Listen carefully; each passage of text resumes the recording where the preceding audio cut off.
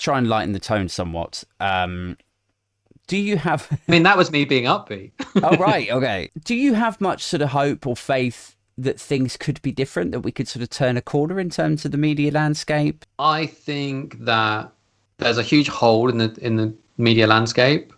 There's like the Young Turks in America showing a kind of sign of what could be. I think when you look through the podcast chart, it's not the same as looking through what's like that Tortoise podcast about the Lebedevs, for instance, was massive for weeks and weeks on Apple. There is interest out there and there's intrigue, and there is people needing a media that speaks for them. Like watching TikTok numbers that people like you and Tan and Davey and people get, like you can tell that there's, I mean, speak to younger generations, it's like they were all angry that Rage Against the Machine didn't play Reading, a band that have not released a decent record in 20 years. It's like, I don't think they've even really released a record in 15, and yet they are one of the most woke bands in the world.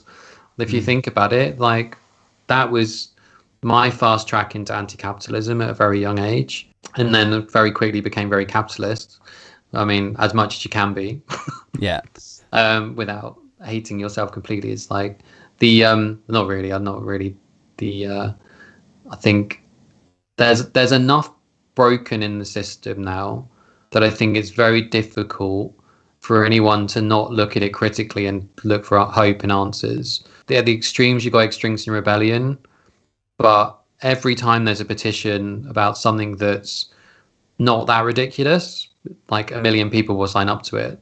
Like the lionizing of is lionizing the right word? No, it's not the right word. The celebration of Marcus Rashford kind of shows that as a country we're not as bad as what's like you. And often all these studies come out and you're like, oh, people loved Corbyn's free broadband idea after all. Like nationalizing our energy companies. Well, it makes a lot of sense now, but it wouldn't have made sense if there was a big hoo-ha about it 18 months ago and the right-wing media is saying something else. The thing I think that gives me hope at the moment is stop funding hate. Like they've essentially defunded GB News's advertising. Yeah. And all they do is point out who's advertising and what's just run on a publication.